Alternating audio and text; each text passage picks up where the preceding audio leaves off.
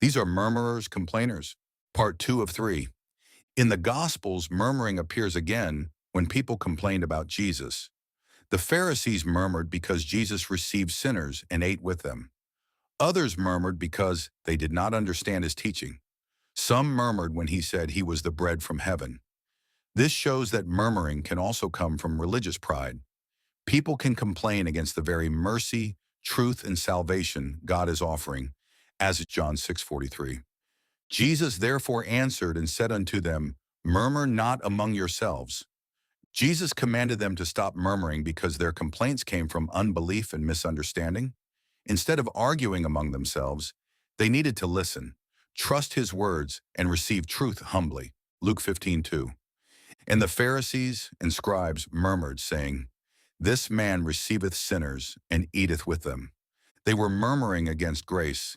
Jesus was saving sinners, but their hearts were offended because they were proud, judgmental, and self-righteous, as Romans 10:3. For they, being ignorant of God's righteousness, and going about to establish their own righteousness, have not submitted themselves unto the righteousness of God. This message from Jude brings all of this together. Jude is describing ungodly people and false teachers. He says they are murmurers and complainers. That means they are never truly satisfied with God's order, God's truth, or God's authority. They complain because they want their own way. That is why Jude says they are walking after their own lusts. Their complaining is connected to selfish desire, as in 2 Peter 2:10, but chiefly them that walk after the flesh in the lust of uncleanness and despise government. Presumptuous are they, self-willed, they are not afraid to speak evil of dignities. Peter describes people ruled by sinful desires who reject authority and disrespect spiritual order.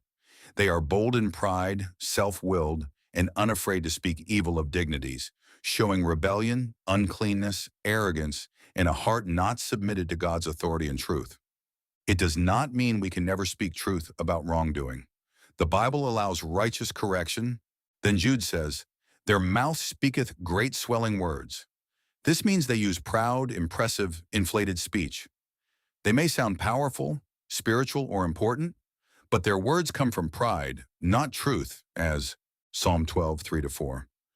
The Lord shall cut off all flattering lips, and the tongue that speaketh proud things. Who have said, With our tongue will we prevail, our lips are our own. Who is Lord over us? Then he says they have men's persons in admiration because of advantage. That means they flatter people when it benefits them.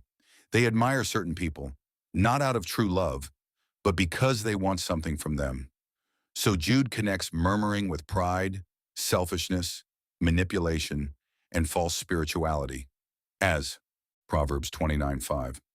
A man that flattereth his neighbor spreadeth a net for his feet. The command that answers all of these scriptures is, do all things without murmurings and disputings.